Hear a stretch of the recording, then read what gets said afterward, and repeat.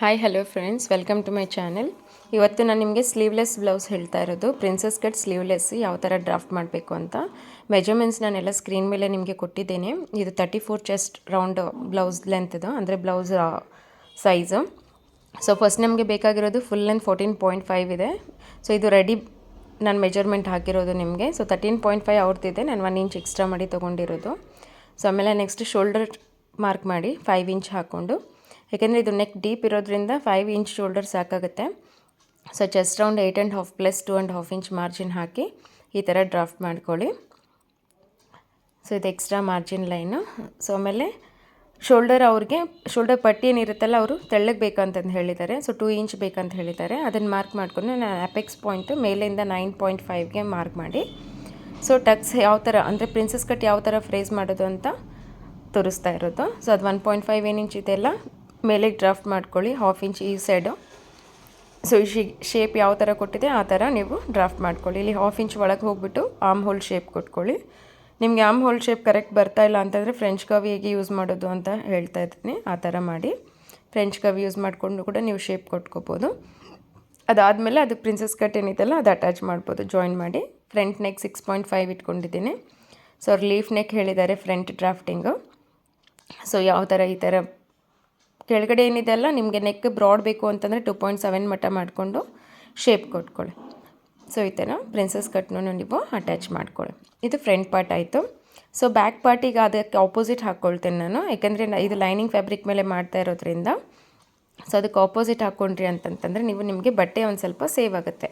So measurements ಏನೂ changes ಇರೋಲ್ಲ, ಎಲ್ಲನೂ ಸೇಮ್ ಇರುತ್ತೆ. ಲೆಂತು, ಶೋಲ್ಡರ್ ಆಗಲಿ, ಆಮೇಲೆ ಆರ್ಮ್ ಹೋಲ್ ಪಿಟ್ ಆಗಲಿ ಎಲ್ಲ ಸೇಮ್ ಇರುತ್ತೆ, ಏನೂ ಚೇಂಜಸ್ ಇರೋಲ್ಲ. ಸೊ ಸೇಮ್ ಮೆಜರ್ಮೆಂಟ್ಸ್ ನಾನು ಈಗ ಸೈಡು ಡ್ರಾಫ್ಟ್ ಮಾಡಿಬಿಟ್ಟು, ಇದರಲ್ಲಿ 2 ಚೇಂಜಸ್ ಏನು ಬರುತ್ತೆ ಅಂತಂದರೆ, ಒಂದು ನೆಕ್ ಡೀಪ್ ಬರುತ್ತೆ, ಆಮೇಲೆ ಒಂದು ಶೋಲ್ಡರ್ ಆರ್ಮ್ ಡ್ರಾಪ್ ಏನಿರುತ್ತಲ್ಲ, ನಾವು ಫ್ರಂಟಲ್ಲಿ ಒಂದು 1/4 ಇಂಚ್ ಒಳಗೆ ತೊಗೊಂಡಿರ್ತೇವೆ. ಇದರಲ್ಲಿ ಅದು 1/4 ಇಂಚ್ ಒಳಗೆ ತೊಗೊಳ್ಳೋದು ಅವಶ್ಯಕತೆ ಇರಲ್ಲ. ಸೊ ಡೈರೆಕ್ಟ್ ನಾವು ಹಾಕ್ಬಿಟ್ಟು 1 ಇಂಚ್ ಗ್ಯಾಪಿಂಗ್ ಹಾಕ್ಕೊಂಡು ಆರ್ಮ್ ಹೋಲ್ ಶೇಪು ಕೊಡಬೇಕು. ಸೊ ಆರ್ಮ್ ಹೋಲ್ ಶೇಪ್ ನೀವು ಕರ್ವ್ ಸ್ಕೇಲ್ ಯೂಸ್ ಮಾಡಿ ಮಾಡ್ಕೊಳ್ಳಿ, ನೀಟಾಗಿ ಬರುತ್ತೆ.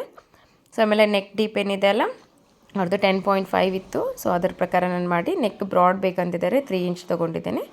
ಸೊ ಈ ಥರ ಡ್ರಾಫ್ಟ್ ಮಾಡ್ಕೊಳ್ಳಿ. ಡ್ರಾಫ್ಟ್ ಮಾಡಿಕೊಂಡು ಈ ಥರ ತೋರಿಸಿರೋದ್ರ ಪ್ರಕಾರ ನೀವು ನೆಕ್ ಶೇಪ್ ಮಾಡ್ಕೊಂಬಿಡಿ ಈ ಥರ. ಓಕೆ, ಈಗ ಫ್ರಂಟು ಬ್ಯಾಕ್ 2 ಡ್ರಾಫ್ಟಿಂಗ್ ಆಯಿತು. ಸೊ ಇದರಲ್ಲಿ ಏನಾದರೂ ಕನ್ಫ್ಯೂಷನ್ ಇತ್ತು ಅಂತಂದರೆ ನೀವು ನನಗೆ ಕಮೆಂಟ್ ಮಾಡಿ, ನಾನು ಮತ್ತೊಮ್ಮೆ ಹೇಳ್ಕೊಡ್ತೇನೆ ನಿಮಗೆ ಕಮೆಂಟ್ ಸೆಕ್ಷನಲ್ಲಿ. ಸೊ ಇದು ನಾನು ಕಟಿಂಗ್ ಯಾವ ಥರ ನಾನು ಮಾರ್ಕ್ ಮಾಡಿದ್ದೀನಲ್ಲ, ಅದ್ರ ಮೇಲೇ ನಾನು ಕಟಿಂಗ್ ಡ್ರಾಫ್ಟ್ ಮಾಡ್ತಾಯಿದ್ದೀನಿ. ಸೊ ಎಲ್ಲ ನೀಟಾಗಿ ಮಾಡ್ಕೊಳ್ಳಿ. ಶೇಪ್ ನಿಮಗೆ ಮಾಡೋವಾಗ ಏನಾದರೂ ಕರೆಕ್ಟ್ ಅನಿಸಿಲ್ಲ ಅಂತಂತಂದರೆ ನೀವು ಕರೆಕ್ಟಲ್ಲಿ ಕಟಿಂಗ್ ಮಾಡೋವಾಗ ಏನಿದೆಲ್ಲ ಅದರಲ್ಲಿ ಕರೆಕ್ಷನ್ ಮಾಡ್ಕೊಂಬಿಡಿ, ಏನೂ ಪ್ರಾಬ್ಲಮ್ ಇಲ್ಲ. ಸೊ ಈ ಥರ ಪ್ರಿನ್ಸಸ್ ಕಟ್ ಏನಿದೆಲ್ಲ ಕಪ್ ನೀಟಾಗಿ ಕಟ್ ಮಾಡಿಕೊಂಡು ಅದನ್ನು ನೀಟಾಗಿ ಹೊರಗೆ ತೆಗೆದುಬಿಡಿ.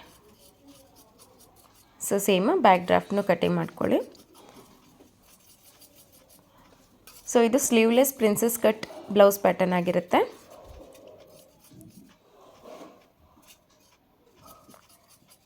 ಸೊ ಇದು ನೆಕ್ ಬ್ರಾಡ್ ಇರೋದ್ರಿಂದ ನಾನು ಅದು ಯಾವ ಥರ ಡ್ರಾಫ್ಟ್ ಮಾಡಿದ್ದೀನಿ ಅದೇ ಥರ ಮಾಡಿದ್ದೀನಿ. ಇದು ಕಚ್ ಪಾಯಿಂಟ್ ಕೊಟ್ಕೊಳ್ಳಿ, ನಿಮಗೆ ಸ್ಟಿಚಿಂಗ್ ಟೈಮಲ್ಲಿ ಹೆಲ್ಪ್ ಆಗುತ್ತೆ. ಚೆಸ್ಟ್ ರೌಂಡ್ ಫಿಟ್ಟಿಂಗ್ ಅಲ್ಲೇ ಬರುತ್ತೆ ನಿಮಗೆ. ಸೊ ಇದು ಮೇನ್ ಫ್ಯಾಬ್ರಿಕ್ ಮೇಲೆ ಇಟ್ಟು ಯಾವ ಥರ ಮಾಡೋದು ಅದನ್ನು ತೋರಿಸ್ತಾ ಇದ್ದೀನಿ ನೋಡಿ. ಸೊ ಫಸ್ಟ್ ಮೇನ್ ಫ್ಯಾಬ್ರಿಕ್ ಹಾಕ್ಕೊಳ್ಳಿ, ಅದ್ರ ಮೇಲೆ ನೀವು ಕರೆಕ್ಟಾಗಿ ಅದನ್ನು ಪ್ಲೇಸಿಂಗ್ ಮಾಡ್ಕೊಳ್ಳಿ. ಫ್ರಂಟ್ ಫೋಲ್ಡ್ ಮೇಲೆ ಇಟ್ಕೊಳ್ಳಿ, ಅದ್ರ ಪಕ್ಕದಲ್ಲಿ ಕಪ್ಸು, ಆಮೇಲೆ ಬ್ಯಾಕ್ ಸೈಡ್. ಸೊ ಯಾವಾಗಲೂ ಲೈನಿಂಗ್ ಫ್ಯಾಬ್ರಿಕ್ ನಿಮ್ಮದು ಎಕ್ಸಾಕ್ಟ್ ಕಟ್ಟಿಂಗ್ ಇತ್ತು ಅಂತಂತಂದರೆ ಮೇನ್ ಫ್ಯಾಬ್ರಿಕಲ್ಲಿ ಒಂದು ಸ್ವಲ್ಪ ಹೆಚ್ಚಿಗೆ ಇಟ್ಕೊಂಡೆ ಕಟ್ ಮಾಡ್ಕೊಳ್ಳಿ, ಒಂದು 1/2 ಇಂಚು. ನೀವು ಲೈನಿಂಗ್ ಅಟ್ಯಾಚ್ ಆದಮೇಲೆ ಅದನ್ನು ಕಟ್ ಮಾಡ್ಬೋದು. ಇದ್ರದ್ದು ಕಂಪ್ಲೀಟ್ ಸ್ಟಿಚಿಂಗ್ ಟ್ಯುಟೋರಿಯಲ್ ನಾನು ನೆಕ್ಸ್ಟ್ ವೀಡಿಯೋದಲ್ಲಿ ಹಾಕ್ತೀನಿ. ಸೊ ಏನೇ ಡೌಟ್ ಇದ್ದರೂ ಕಮೆಂಟ್ ಮಾಡಿ, ಚಾನಲ್ನ ಸಬ್ಸ್ಕ್ರೈಬ್ ಮಾಡಿ ಸಪೋರ್ಟ್ ಮಾಡಿ. Thank you for watching the complete video.